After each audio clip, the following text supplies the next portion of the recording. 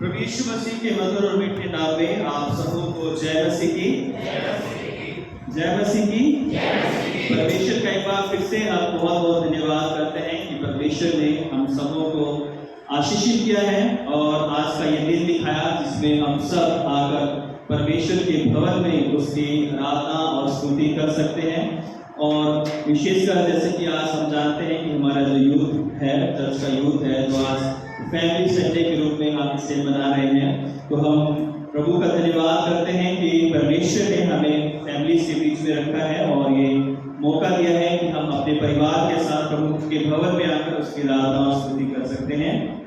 आज का जो दिन है वो 6th संडे आफ्टर पेंटिकोस्ट और आज का जो थीम है कि जो विश्वासी जन स्वीकार करते हैं कि प्रभु यीशु ही मसीह है वे दुख भोगने के लिए तैयार रहें। जो लोग ये कन्फेस करते हैं कि यीशु मसीह ही उनका मसीहा है, उनका उद्धार करता है, वो लोग दुख भोगने के लिए भी तैयार रहें। और आज के जो वचन के हिस्से हमारे सामने पढ़ेंगे, दानियल की पुस्तक से हमने पढ़ा 13 से 28 और भजन 129, कुलुस्सियों 1:24 से 29 और लूका 9:18 से 27 अभी आपके सामने सुसमाचार का हिस्सा पढ़ा गया।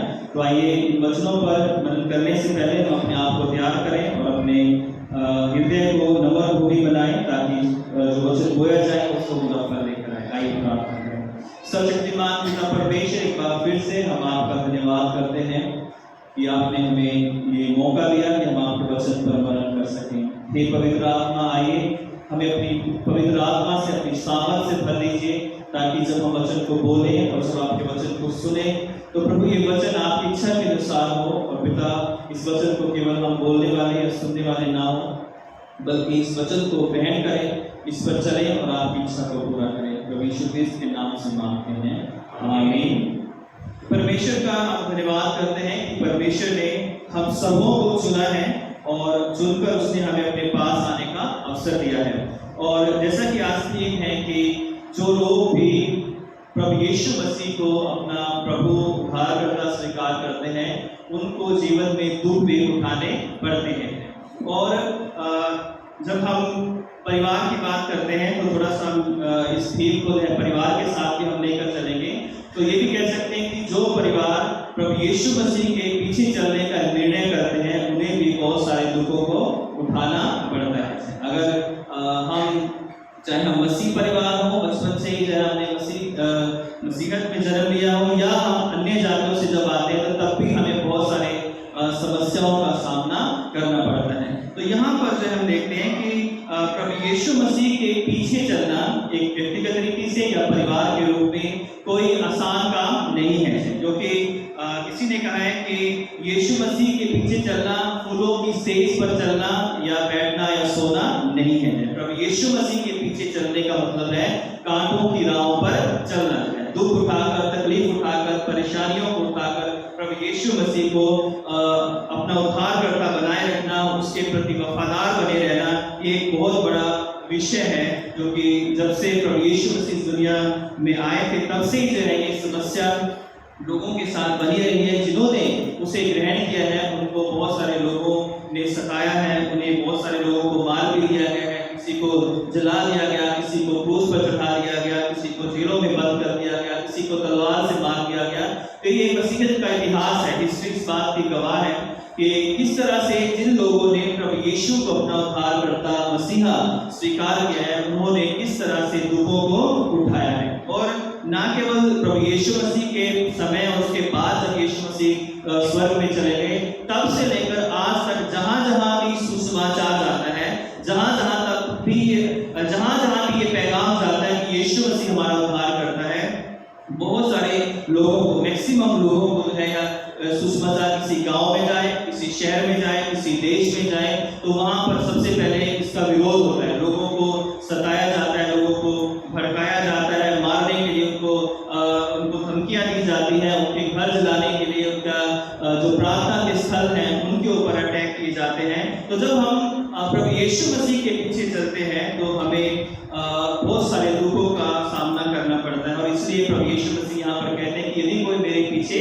आना चाहे तो अपने आप से इनकार करे और अपना क्रूस उठाकर मेरे पीछे हो रहे हैं। तो जब हम इस हिस्से को पढ़ते हैं तो हमने 18 से 27 को पढ़ा है, तो इसको हम 3 भागों में बांट सकते हैं। पहले हम यहाँ पर देखते हैं कि पतरस जो है वो प्रभु यीशु को मसीह के रूप में अंगीकार करता है या स्वीकार करता है। और प्रभु यीशु मसीह ने जब प्रार्थना कर रहे थे प्रभु यीशु मसीह, तो उसके बाद अपने चेलों से पूछा कि लोग मुझे क्या कहते हैं। किसी ने कहा कि कोई एलिया कहता है, कोई पुराने भविष्यवक्ताओं में से कोई जी उठा है कहते हैं। तो प्रभु यीशु मसीह ने पतरस से कहा कि तुम मुझे क्या कहते हो। तो पतरस ने ये जवाब दिया था कि तू जो है वो परमेश्वर का मसीह है ना। और एक दूसरे ने पहले ही हमने कहा था, मनन किया था कि लोग जो है मसीहा का इंतजार कर रहे थे। प्रभु यीशु मसीह के मसीह होने के लिए जो है बहुत सारे लास्ट संडे हमने किया था कि जो चमत्कार थे वो इस बात को प्रकट करते थे कि यीशु ही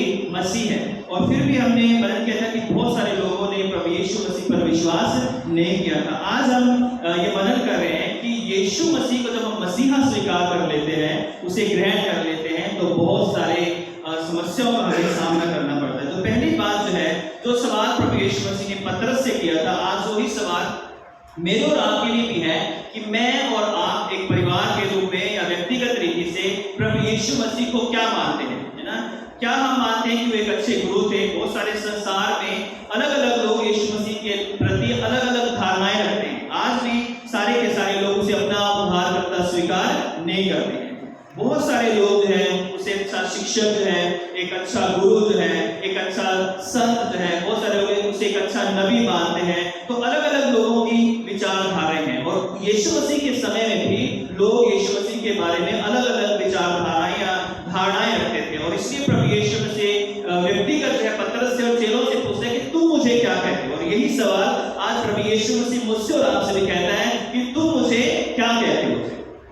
आज व्यक्तिगत तरीके से आपका नाम लेकर प्रभु यीशु मसीह कहता है, उस समय पतरस को कहा था, आज मेरे और आपका नाम लेकर प्रभु यीशु मसीह मुझसे और आपसे पूछते हैं कि तुम मुझे क्या कहते हो ना। अगर हमारा ये जवाब है कि वो मसीहा नहीं है, वो केवल नबी है, कोई भविष्यवक्ता या मसीहत में पैदा हुए तो हमारा गुरु है, तो जो एक ग्रुप जो है यहाँ से अलग हो गया, क्योंकि वहां पर भी फकीह फरीसी शास्त्री जो है ऐसे ही यीशु मसीह को मानते थे और उसे मसीहा नहीं मानते थे। लेकिन जब हम ये कहते हैं कि हम प्रभु यीशु मसीह को वो मसीहा, अपना उद्धार करता, वो मुक्ति देने वाला, वो मसीह जिसने मेरे और आपके लिए अपने प्राण दिए हैं, अपनी जान कुर्बान की है, तो प्रभु यीशु मसीह मुझसे और आपसे कहते हैं कि तुम मुझे क्या कहते हो। तो जो जवाब पतरस का था वही जवाब मेरा और आपका भी होना चाहिए कि तू परमेश्वर का मसीह है ना। तो हम भी जब परमेश्वर के वचन को पढ़ते हैं, जब परमेश्वर के भवन में आते हैं, जब हम उसे ग्रहण करते हैं, जब हम अपने कई पुराने रीति रिवाजों को, पुराने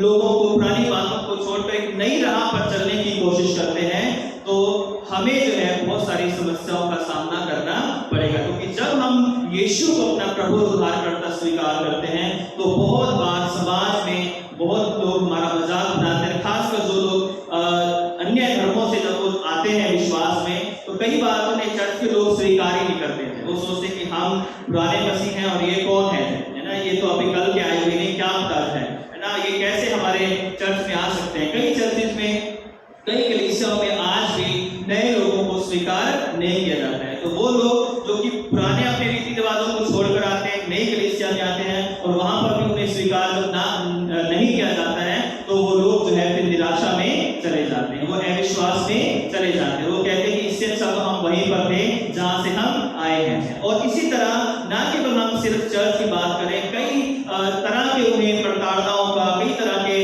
समस्याओं का उन्हें सामना करना पड़ता है। कई लोगों को घर अपने परिवार से अलग कर दिया जाता है। कई गांव में उनका हुक्का पानी बंद किया जाता है, उनसे कोई बात नहीं करेगा, कोई उनको सामान नहीं बेचेगा, कोई उनके मरे में, कोई जीने में उनके साथ खड़ा नहीं होगा जो है। बहुत सारे लोगों को गांव से निकाल दिया जाता है, या शहरों से, या जिस कॉलोनी में वो रहते हैं, जिस नगर में वो रहते हैं, वहां पर उनका विरोध होता है। उनको चर्च जाने से मना किया जाता है, उनको बाइबल पढ़ने से मना किया जाता है, उनके ऊपर झूठे आरोप लगाए जाते हैं। कई बार कई जो परिवार घरों में प्रार्थना कर रहे होते हैं, 2-4 लोग अगर आ जाए तो वहां पर धर्म परिवर्तन के उनके ऊपर आरोप लगा दिए जाते थे। इस तरह के बहुत सारे समाज में, देशों के अंदर जो है बाइबल को लेकर या यीशु मसीह को लेकर जो विरोध है।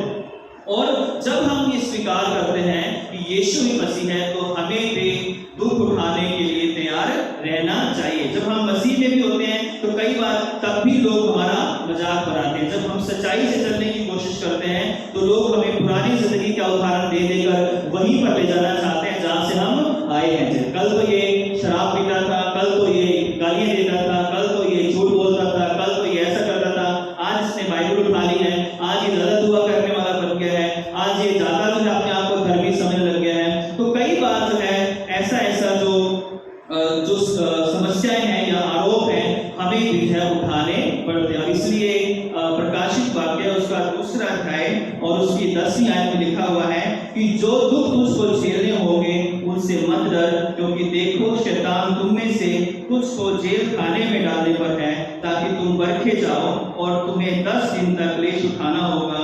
प्राण देने तक विश्वासी रहे तो मैं तुझे जीवन का मुकुट दूंगा।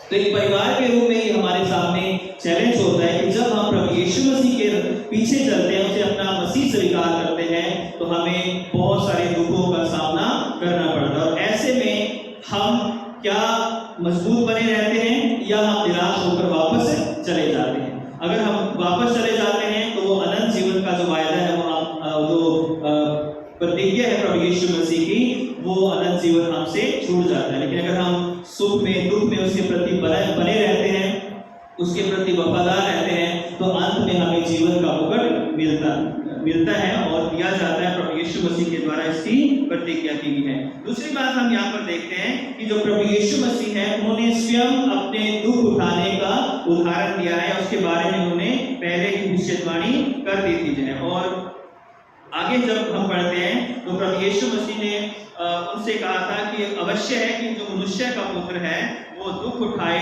तकलीफ उठाए और बहुत सारी परेशानियों का सामना किया जाए, उसे मार डालेंगे और वो तीसरे दिन फिर से जी उठेगा। यानी जब हम प्रभु यीशु मसीह को स्वीकार करते हैं तो बहुत सारे दुख, तकलीफ, परेशानियां हमें फेस करनी है। क्यों? क्योंकि हमारे प्रभु ने भी बहुत सारे दुखों को उठाया है। उसे भी तरह तरह के उस पर इल्जाम लगाए गए। कभी किसी ने कहा कि इसका चित्त ठिकाने पर नहीं है, किसी ने कहा कि दुष्ट आत्माओं की सहायता से जो आश्चर्य कर्म करता है, दुष्ट आत्माओं को निकालता है, किसी ने कहा कि ये कैंसर को कर देने से मना करता है। तो तरह तरह के झूठे आरोप उस पर लगाए गए। जब तक प्रभु यीशु मसीह पृथ्वी पर रहे तब भी उनको सताया गया, उनको सताकर जो है उनको क्रूस पर चढ़ा दिया गया, जिसकी भविष्यवाणी स्वयं प्रभु यीशु मसीह ने पहले ही 3-4 बार जो है कर दी थी। और यहाँ पर हम देखते हैं कि यीशु मसीह ने बताया कि जो मनुष्य का पुत्र है उसे मार डाला जाएगा और वो बहुत दुख उठाएगा। तो जब हम प्रभु यीशु मसीह के पीछे चलते हैं तो हमें ये याद रखना है कि हमारे प्रभु यीशु मसीह ने भी हमारे लिए बहुत सारे दुखों को उठाया है। तो एक परिवार के रूप में हम निराश ना हो, हम हिम्मत बांधे, हम दृढ़ हो जाए, क्योंकि हमारा प्रभु जो स्वयं दुख उठाया और जिसने दुख उठाकर हमारे लिए उद्धार दिया है, वो कहता है कि जब हम भी दुख उठाएंगे, क्लेशों को सहेंगे, तो हमें भी जो है वो जीवन का मुकुट दिया जाएगा है।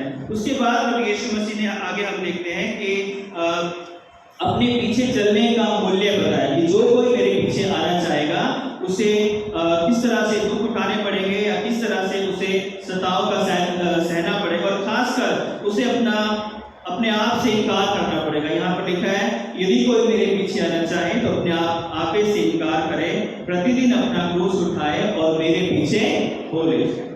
तो जब हम क्रूस उठाने की बात करते हैं तो ये क्रूस जो है वो आसान काम नहीं है। क्रूस को उठाना एक आसान काम नहीं है कि अरे कोई बात नहीं जो है, क्रूस को बड़ा आसान काम है। क्रूस जो था वो जैसा हम जानते हैं कि किस तरह से उस पर जो क्रिमिनल्स होते थे, पापी लोग होते थे, उनको खट्टों में उड़ाकर, उनका मजाक उड़ाकर, कोड़ों से मार कर, उसके हाथों में कील ठोकर जो है उन्हें क्रूस पर चढ़ाया जाता था। और एक ऐसी मृत्यु होती थी जहाँ पर लोग देखें उस व्यक्ति का तमाशा बनते हुए कि किस तरह से ये व्यक्ति जो है अपने लिए कुछ दावे करता था, या किसी ने कोई अगर गलत काम किया है तो लोगों के लिए उदाहरण होता था कि देखो अगर तुम भी जो है रोमी सरकार के खिलाफ कुछ करोगे या कोई गलत काम करोगे तो तुम्हें भी क्रूस पर चढ़ाकर मार दिया जाएगा। तो लोग उस व्यक्ति को देखते थे, उसका हश्र देखते थे, उसका परिणाम देखते थे कि ये व्यक्ति कैसा था और उसका अंजाम क्या हुआ। यीशु विषय हम जानते हैं कि वो तो निर्दोष था और उस पर बहुत सारे दोष लगाए गए। निर्दोष होकर उसने हमारे लिए क्रूस उठाया।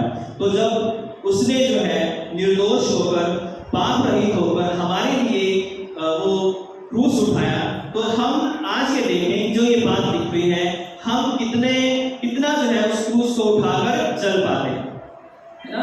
प्रभु यीशु मसीह ने स्वर्ग को छोड़ा और पृथ्वी पर आ गया और आकर जो है उसने तमाम दुख सहे, ताड़नाएं सही, अपमान सहा। किसके लिए?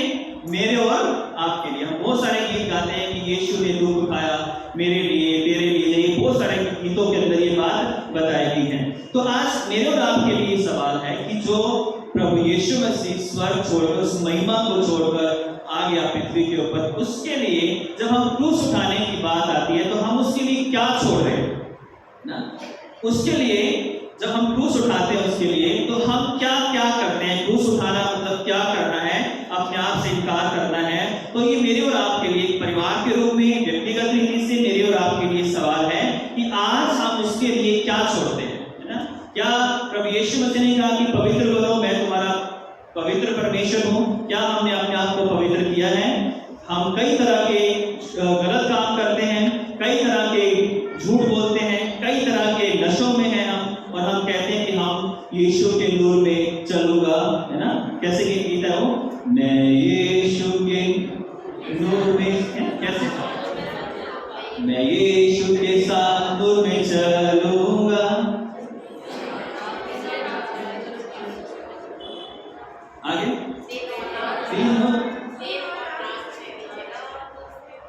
से मैं चलूंगा,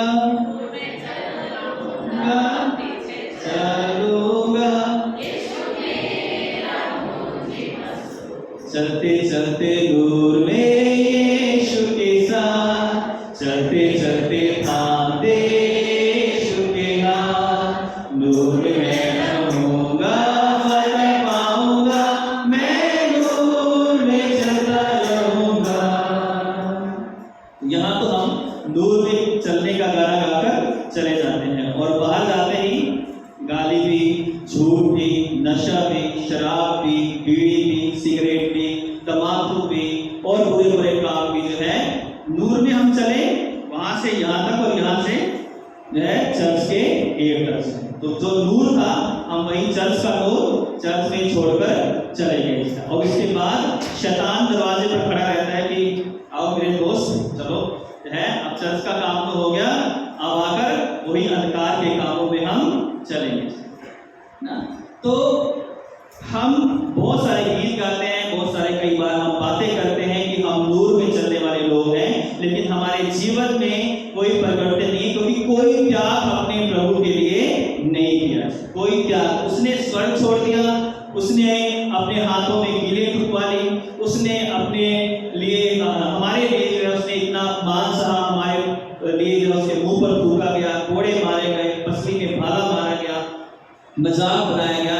लेकिन आज हम छोटी छोटी चीजों के गुलाम बने हुए हैं, है ना हम झूठ बोलना छोड़ सकते हैं, ना हम चुगली करना छोड़ सकते हैं, ना हम दोष लगाना छोड़ सकते हैं, ना हम निंदा करना छोड़ सकते हैं, ना हम घमंड की बातें बोलना छोड़ सकते हैं, ना हमारे अंदर दीनता आई है, ना हमारे अंदर नम्रता आई है, ना हमारे अंदर प्रेम आया है, ना हमारे अंदर परमेश्वर का अनुग्रह जो है, दया करने वाला अनुग्रह जो आया है। तो हम तो कई बार ये सोचते हैं कि हम क्रूस के रास्ते पर चल रहे हैं, लेकिन हम क्रूस के रास्ते पर एक्चुअल चल नहीं रहे।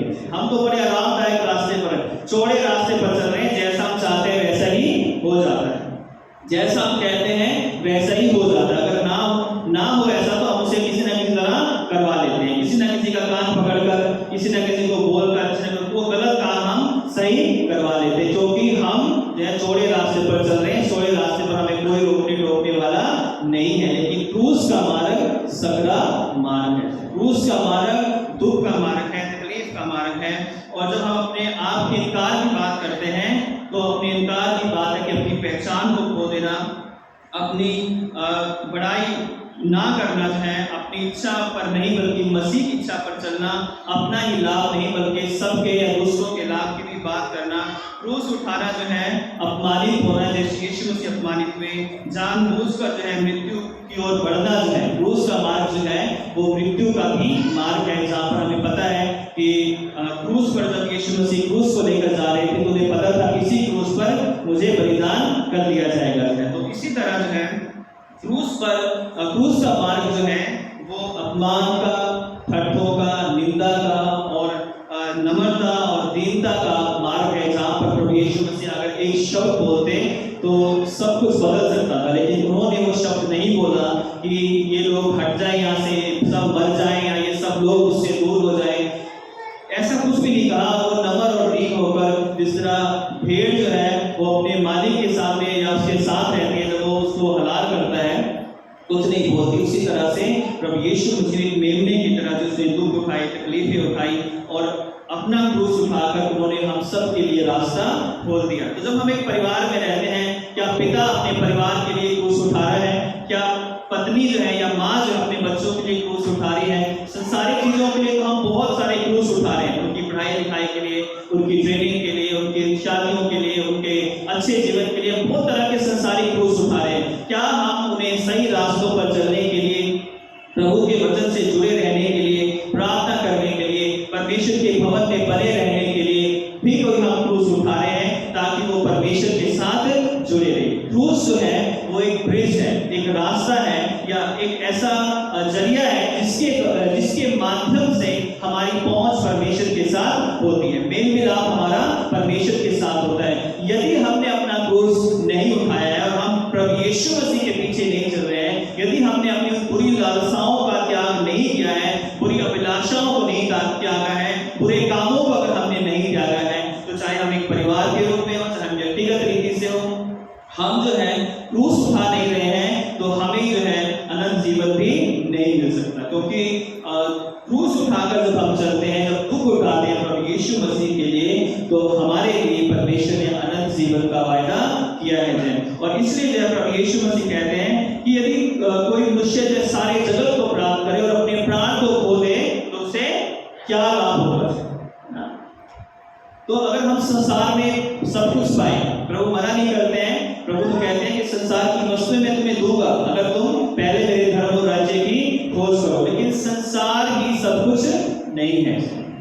संसार के बाद भी एक और संसार है जहां पर हमें जाना होगा। यहाँ तो हम परदेशी हैं, यहाँ पर हम जो है कुछ सालों के लिए हैं और हमारा जीवन चक्र जो है वो किसी का 10 साल, 20 साल, 50, 60, 70, 80 साल तक का जो है जीवन चक्र है ना। और ये चक्र जो है हमारा समाप्त हो जाएगा।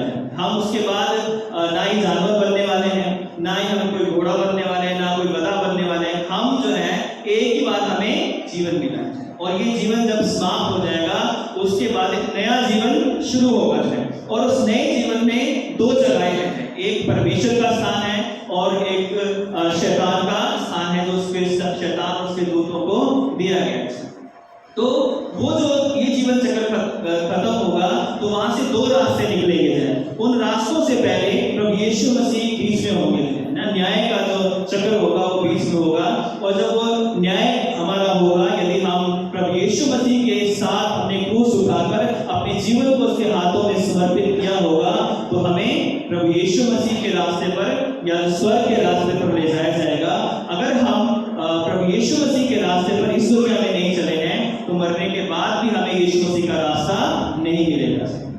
तो वहां जाने के लिए, इससे पहले कि वहां दो सड़कें बने, उससे पहले हमारे लिए ये मौका है कि जो एक सड़क हमें बताई गई है कि सकरे मार्ग से प्रवेश करो, क्योंकि चौड़ा है वो मार्ग जो कि इसमें बहुतेरे चलते हैं लेकिन अंत में वो नाश हो जाते हैं, अंत में वो समाप्त हो जाते हैं, नष्ट हो जाते हैं। लेकिन जो सकरा मार्ग है उस पर बहुत कम लोग चलते हैं और जो चलते हैं वो जीवन को पाते हैं। और इसलिए मेरे और आपके लिए जब प्रभु यीशु मसीह कहते हैं कि हम अपना क्रूस उठाएं, तो एक परिवार के रूप में हमें मिलकर प्रभु के लिए क्रूस को उठाना है।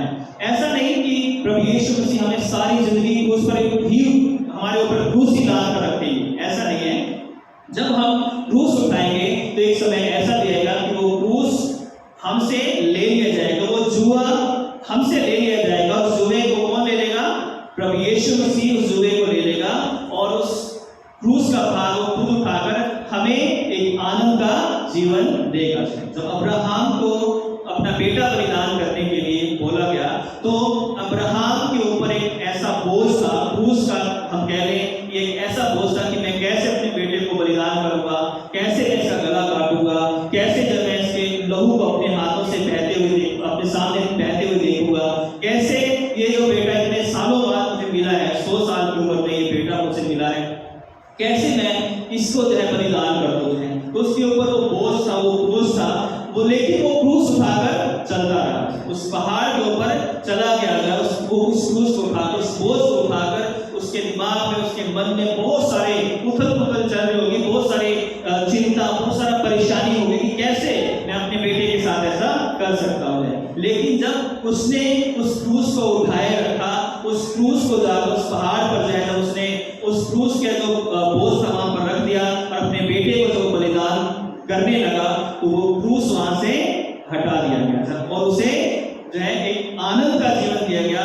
उसे परमेश्वर ने अपना मित्र कहा, धर्मियों का पिता कहा, और जहां जब कहीं भी जो है बाइबल का प्रचार किया जाता है, अब्राहम का भी प्रचार, उसके विश्वास का भी प्रचार किया जाता है। क्यों? क्योंकि उसने एक परिवार के रूप में एक निर्णय लिया, पिता के रूप में, कि मैं इस क्रूस को, इस बोझ को जो मेरे ऊपर डाला गया है या जो आज्ञा मुझे मिली है, मैं इसको हर हालात में पूरा करूंगा। और जब वो विश्वास योग्य रहा तो परमेश्वर ने उसे इतना महान किया, इतना आशीषित किया, उसे ये आज्ञा, उसे ये प्रतिज्ञा की गई थी कि मैं तेरे जो संतान है उसे आकाश के तारों की तरह जो है बहुत महान बनाऊंगा जो है, और जमीन के या जो रेत के गिनकों की तरह इसे संख्या में बढ़ा दूंगा। और आज जो अब्राहम के संतान है संसार के अंदर सबसे ज्यादा है ना, विश्वास के अकॉर्डिंग अब्राहम सबका पिता है। हम अब्राहम के वंश से जो है, हम इस्राएल के नहीं, ना ही हम अब्राहम के वंश से हैं, लेकिन हम अब्राहम को पिता क्यों कहते हैं, विश्वासियों का पिता क्यों कहते हैं? क्योंकि प्रभु ने उसे विश्वास में सबका पिता ठहरा है। आज मैं और आप भी अब्राहम की जो है एक तरह से विश्वास में संतान बनाए गए, क्योंकि प्रभु ने उससे वायदा किया था। क्यों? क्योंकि अब्राहम ने अपनी पत्नी के साथ, अपने बच्चों के साथ वो क्रूस को उसे दिया गया था, वो उठाकर लगातार चलता रहा। शद्रक, मेशक, अबेदनगो जो थे वो विश्वास योग्य बने रहते हैं। अंतिम सांस तक उन्होंने कहा कि हे राजा, अगर हमारा परमेश्वर चाहे तो तुझे हमें इस आग से बचा सकता है, अगर ना भी बचाए तो भी हम इस सोने की जो मूर्ति तूने बनाई है उसकी आराधना नहीं करेंगे ना। और उन्होंने ऐसा ही किया, और लिखा है कि राजा और भी झुंझला उठा और उस आग को कई गुना और बढ़ा दिया। जो लोग उस आग में शद्रक, मेशक, अबेदनगो को डालने के लिए गए थे, लिखा है कि वो जल मरे, वो जल गए। लेकिन जब शद्रक, मेशक, अबेदनगो को डाला गया तो लिखा हुआ है कि राजा हैरान हुआ कि मैंने तो 3 लोगों को इसमें डाला था, लेकिन मैं एक और चौथे मनुष्य को भी उस आग में देख रहा हूं, जिसका जो चेहरा है, जिसका जो स्वरूप है वो परमेश्वर के पुत्र के समान या मनुष्य के पुत्र के समान है ना। तो प्रभु यीशु मसीह ने वहां पर आकर वो क्रूस जो शद्रक, मेशक, अबेदनगो ने उठाया था, कि हम इस क्रूस को अपने विश्वास योग्यता को में बने रहेंगे, चाहे हमारा प्राण जाए, चाहे हमें जला दिया जाए, हम इनकार नहीं करेंगे। और शद्रक, मेशक, अबेदनगो अंत तक विश्वास योग्य रहे, आग में डाल दिया गया तो स्वयं प्रभु यीशु मसीह वहां पर आए और आकर उन्हें बचा लिया। और लिखा है जब उन्हें बाहर निकाला गया तो ना तो उनके मोजों में आग लगी, ना उनके कपड़ों में आग लगी, ना उनकी कोई स्किन जली, ना उनके कोई बाल जले। और राजा हैरान रह गया कि ऐसा कैसे हो सकता है। तो राजा ने प्रचार किया कि अब्राहम जो शद्रक, मेशक, अबेदनगो के परमेश्वर को छोड़कर कोई दूसरा परमेश्वर नहीं है। जब जब हम दुख उठाते हैं तब तब हम महिमा पाते हैं। अगर हम दुख नहीं उठाएंगे तो हम महिमा भी नहीं पा सकते थे। अगर हम तकलीफ नहीं उठाएंगे तो हमें उस जो महिमा मिलेगी, उसका जो टेस्ट है, जो स्वाद है, उसका भी हमें मजा नहीं आएगा। जो चीज बड़ी आसानी से मिल जाती है उसकी वैल्यू जो है वो नहीं होती है ना। अगर हमें बाइबल बड़ी आसानी से मिली है तो हम इसे पढ़ते नहीं है। इसके जो है कई बार घरों में पड़े पड़े जो है इस पर धूल लग जाती है। हम इसे कई बार बड़े से अच्छे से कपड़ों में लपेट कर, साफ सुथरे कपड़ों में लपेट कर कई घरों में हम देखते हैं कि इसको रख देते हैं। और जब हम इसे जो है खोलते हैं तो बड़ी साफ सुथरी होती है। और कई बार कई घरों में हम जाते हैं तो पन्ने भी जो से खुलते नहीं है, वो चिपके होते हैं, है ना। इसका मतलब क्या होता है? इसका मतलब है कि इस बाइबल को बहुत ज्यादा पढ़ा जा रहा है, देखो कि इसके पन्ने इतने चिपक गए हैं कि जो एक खुल नहीं रहे हैं, है ना। तो इसका मतलब क्या होता है? जब आपके पन्ने बिल्कुल जुड़े होते हैं और आपने व्हाइट कपड़े में लपेट कर दिया है बाइबल को, अलमारी में या कहीं रखा होता है, ऑर्डर पे रखा होता है, तो इसका मतलब है कि ये सालों साल से ये बाइबल इस्तेमाल में नहीं लाई है। जितनी 30 पुरानी बाइबल हो गई या पुरानी जिसके पन्ने लिखे हो गए, उसका मतलब है कि उतना ही इसे पढ़ा गया है ना। तो जो चीजें हमें, जो बाइबल हमें आसानी से मिली है, तो हमें इसकी वैल्यू नहीं है। जहां पर बाइबल नहीं मिलती है, लोग छिपा कर छुप कर जो है इसको एक एक पन्ने को जो है वो पढ़ते हैं, एक एक वर्ष जो है उन्हें अगर मिल जाए तो उसके लिए प्रभु का धन्यवाद करते हैं। जब हमें जो है बचपन से हमें बड़ा चर्च मिलता है, तो हमें चर्च की वैल्यू नहीं पता होती है ना। हमारे लिए चर्च जो है वो हमारे ऐसा होता है कि जैसे हमारी प्रॉपर्टी है, जो जैसा हम कहेंगे, जैसा हम सोचेंगे, जैसा हम करेंगे, वैसा ही इसमें चलना चाहिए, है ना। और कुछ लोग ऐसा करते भी हैं, हर चीजों को मैनिपुलेट